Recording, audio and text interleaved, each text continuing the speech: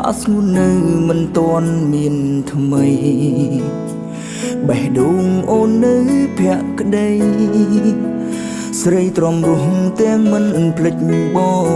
ង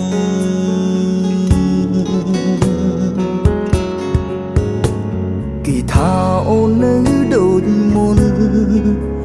នៅទន់ភ្លន់ដូចគ្រាកន្លងនៅតែរំលឹកពីបងលឺម្ដងម្ដងទ្រូងបងស្ទើរបែ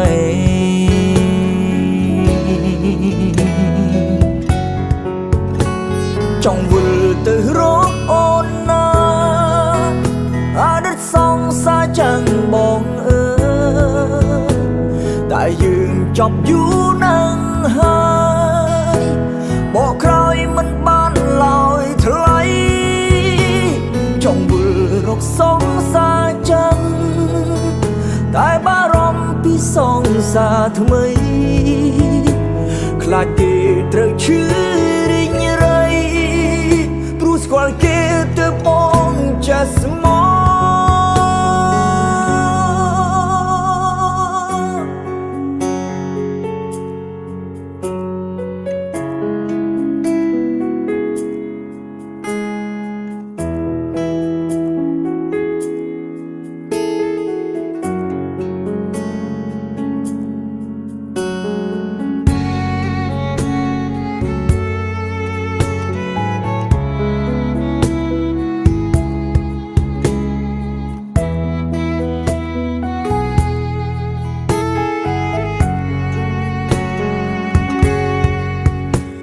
ឮគេប្រាប់ពីរឿងអូនថាស្ងួននៅមិនទាន់មានថ្មីបេះដូងអូននៅភក្តីស្រីទ្រាំរស់ទាំងមិនភ្លេចបង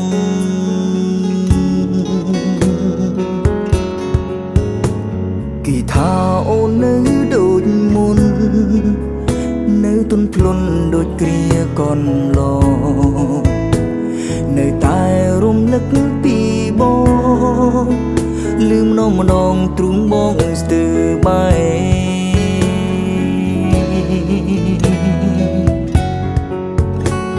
ចង់វិលទៅរកអូនណាអតីតសង្សារចាំងបងអើយតែយើងចប់យូរណាស់ហើយបកក្រោយមិនបានឡើយថ្លៃចង់វិលរកសង្សារចាំងតែបារម្ភពីសង្សារថ្មីខ្លាចគេត្រូវឈឺរីងរៃព្រោះស្គាល់គេទៅបងចេះស្មោចង់វិលទៅរកអូនណាអតីតសង្សារចាំងបងអើយតែយើងចប់យូរណាស់ហើយបកក្រោយមិនបានឡើយថ្លៃ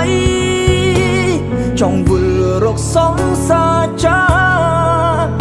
តែបារម្ភពីសង្សារថ្មីខ្លាចគេត្រូវឈឺរីងរៃព្រោះស្គាល់គេទៅបងចេះស្ម